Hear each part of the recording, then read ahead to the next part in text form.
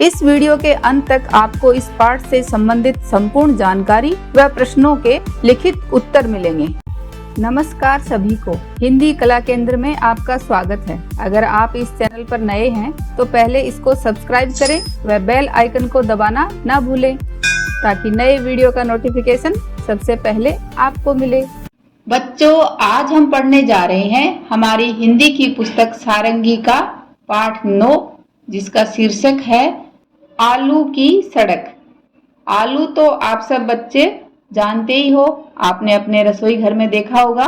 इस तरह के ब्राउन और रेड दोनों तरह के आलू, साथ ही आलू की टिक्की, आलू का पराठा, आलू चिप्स, आलू की सब्जी, आलू का हलवा, ये सब भी आपको बहुत पसंद है, आपने जरूर खाए होंगे, है ना।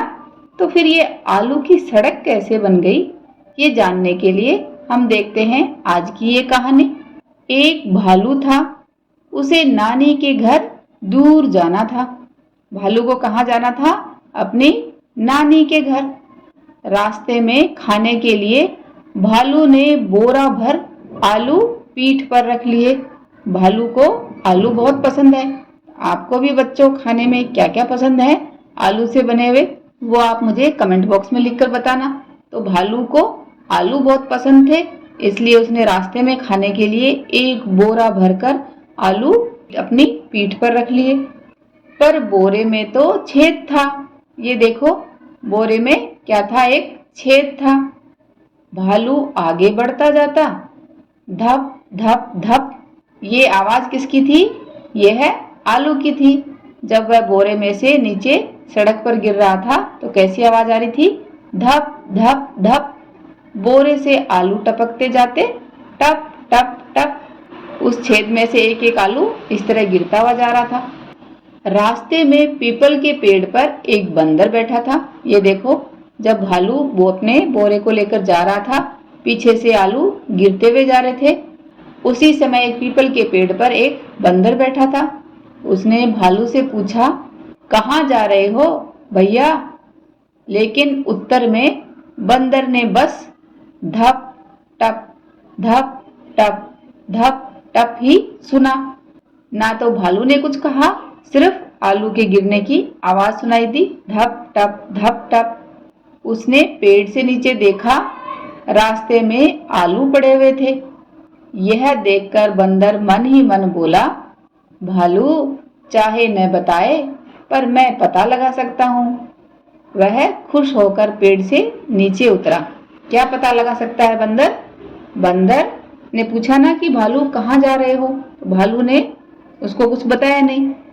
तो इन गिरे हुए आलूओं को देखकर बंदर मन ही मन बोला कि भालू ने चाहे मुझे नहीं बताया हो, लेकिन मैं पता लगा सकता हूँ कि भालू कहाँ जा रहा है। कैसे पता लगाएगा? क्योंकि जैसे जैसे भालू चलता जा रहा है, पीछे से आलूओं की इस तरह सड़क बनती जा रही है, तो इनके सहारे बंदर पता लगा लेगा कि भालू कहाँ गया है। और इस कहानी को लिखा है चंदन यादव ने। अब बच्चों, इस कहानी के अभ्यास प्रश्नों को देखते हैं। बातचीत के लिए बंदर ने कैसे पता लगाया होगा कि भालू कहाँ जा रहा है? तो बंदर ने रास्ते पर पड़े हुए आलू को देखकर बंदर समझ गया कि भालू कहाँ जा रहा है। भालू ने बंदर को कोई उत्तर क्यों नहीं दिया होगा? भालू ने बंदर की बात सुनी ही नहीं होगी, उसको सुनाई नहीं दिया होगा, इसलिए उसने उत्तर नहीं दिया होगा। यदि रास्ते में पानी होता तब धप की जगह क्या आवाज आती? तो पानी गिरने की आवाज तो बच्चों आपने सुनी होगी ना, तब कैसी आवाज आती? छपाक छपाक। अगर बोरे में छेद नहीं होता तो कहानी में आगे क्या होता? अपनी कहानी सुनाइए। ये बच्चों आप अपने हिसाब से बताओ। जैसे अगर बोरे में छेद नहीं होता तो भालू बिना आलू गिराए नानी के घर पहुंच जाता। साथ ही बंदर को यह पता भी नहीं चलता कि भालू कहाँ जा रहा है।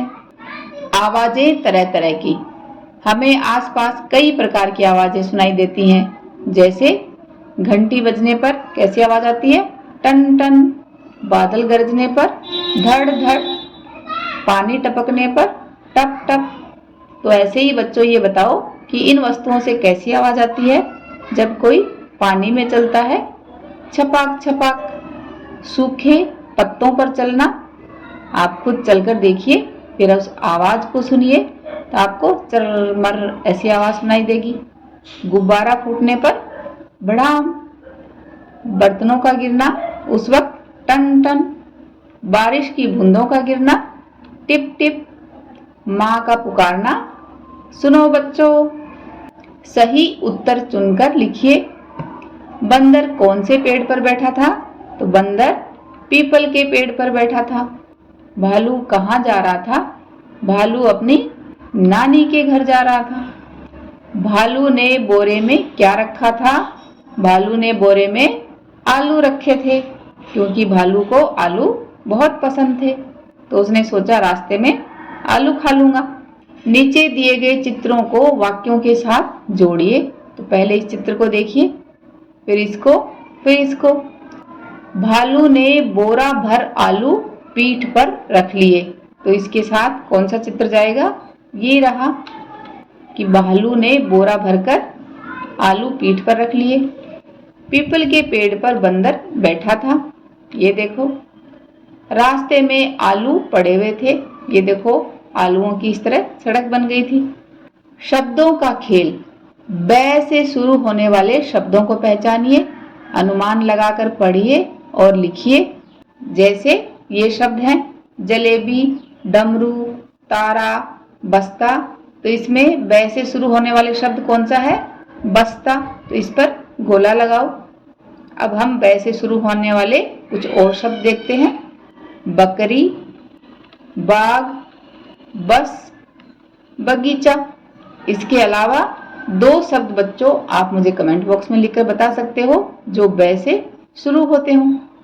नीचे दिए गए चित्रों के नाम सुनिए। उल्लू, कुर्ता, सुराही, ऊन, फूल, सूरज। बताइए इन नामों की पहली ध्वनि में क्या अंतर है?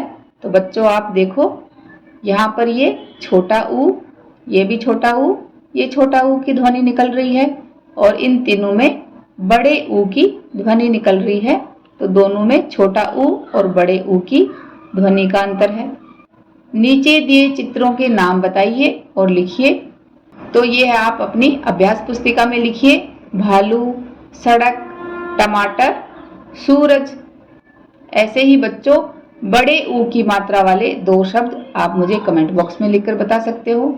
भालू शब्द में भा और लू अक्षर जुड़े हुए हैं। भा के साथ बड़े ऊ की मात्रा ले से जुड़ी हुई है। यदि भा की जगह का, ला, ता, बा, शा जोड़े तो क्या शब्द बनेगा? इन्हें लिखिए और पढ़कर सुनाइए। तो यहाँ पर आप अपनी अभ्यास पुस्तिका में लिखिए और बोलते जाइए। का के साथ लू जुड़ने से बना कालू, ला के साथ लालू, ता के साथ तालू, बा के साथ बालू, शा के साथ शालू। और ये देखो बच्चों, इन सब का अर्थ भी अलग निकल रहा है। सबसे बड़े पत्ते में हरा रंग भरिए। तो इन तीनों में सबसे बड़ा पत्ता कौन सा है? उसमें हरा रंग भरिए। बच्चों इस पाठ को एक बार फिर से पढ़ें व समझें। आलू से खाने की क्या क्या चीजें बनती हैं उसका पता कीजिए और आप मुझे कमेंट बॉक्स में लिखकर बताना। साथ ही बोरे में से आलू क्यों गिरने लगे, इस बात का उत्तर भी आप मुझे कमेंट बॉक्स में लिखकर बताना। सुझाव व सुधारों के लिए कमेंट बॉक्स में लिखें। अगर हमारे वीडियो बन ही रहे हैं आपके फेवरेट, तो फिर क्यों ना करें इनको लाइक, सब्सक्राइब और रिकमेंड। हमें और बेहतर बनाने के लिए आप कर सकते हैं कमेंट। धन्यवाद।